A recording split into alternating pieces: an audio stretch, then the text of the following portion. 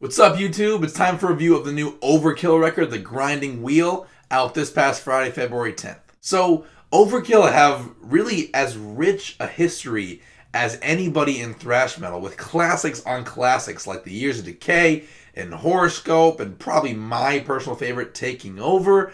But the funny thing about Overkill is that when it comes to a conversation about a new Overkill record, there's nothing really as relevant as their recent output because it's been so stellar. Like when you talk about a new Metallica or a new Slayer record, the conversation is more like, can they dig deep and produce something that's on par with their late 80s, early 90s output?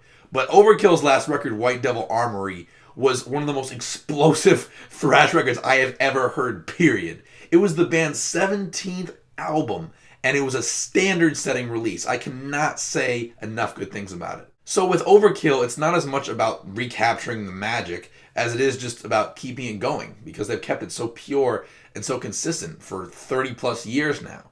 Unfortunately, though, this new one, The Grinding Wheel, is underwhelming in comparison not just to its direct predecessor, White Devil Armory, but in general. I'm kind of surprised by how apathetic I am to it. But before I explain that, and you all threaten to kill my whole family or whatever over this fucking review, I first want to talk about what I like, because there's still some real kick-ass music on this record, as expected. The opener, Mean Green Killing Machine, that song in a nutshell is exactly what I hope for from this whole record. The song is just this bulldozing charge of adrenaline that piles on balls to the wall riffs like fucking Tetris. I really like the verse riff here, which is simple but powerful.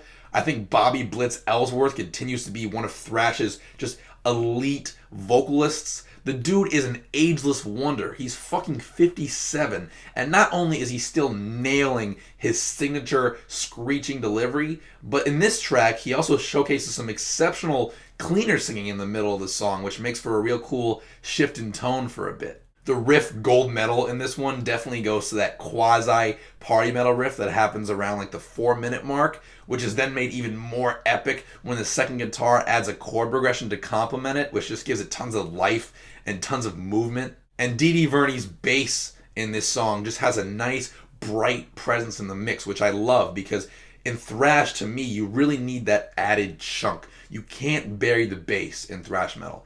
That plus Dee Dee Verney's playing on this whole album is just fantastic. In addition to Mean Green Killing Machine, I'm also really into the track Red, White, and Blue. It's another fucking ripper.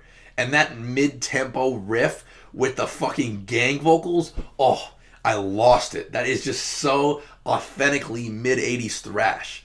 And even though gang vocals are very much like an East Coast thing, which Overkill, being from New Jersey, has always kind of differentiated them, this particular gang vocal section actually makes me think of Exodus for some reason. I think probably because the middle of Toxic Waltz has that same magic. Shine On is a cool song too. I really like the dark and brooding turn that it takes for a minute or so in the middle of the track with those clean guitars and Blitz really singing and stuff, but the riffage elsewhere is spot on too. And also Our Finest Hour.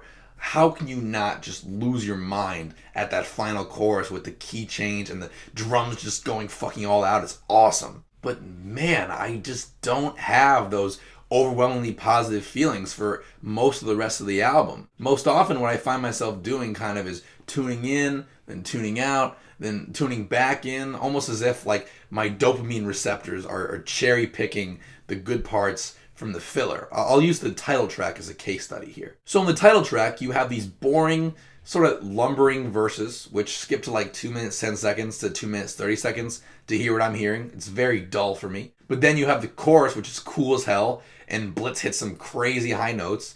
Then at about the 4-minute mark, you have probably the most run-of-the-mill speed-picking riff you can play in this genre.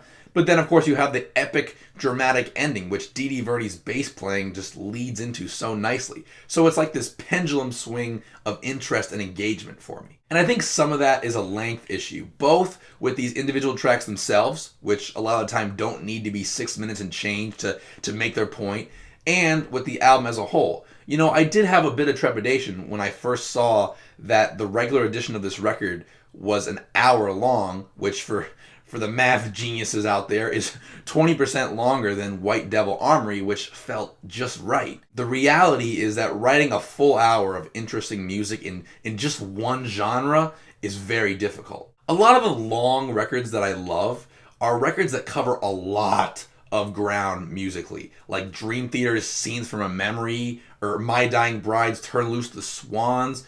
These records are interesting for 75 minutes because they cover so many different like vibes and moods and tempos and different instruments, the whole 9 yards. Overkill just play thrash.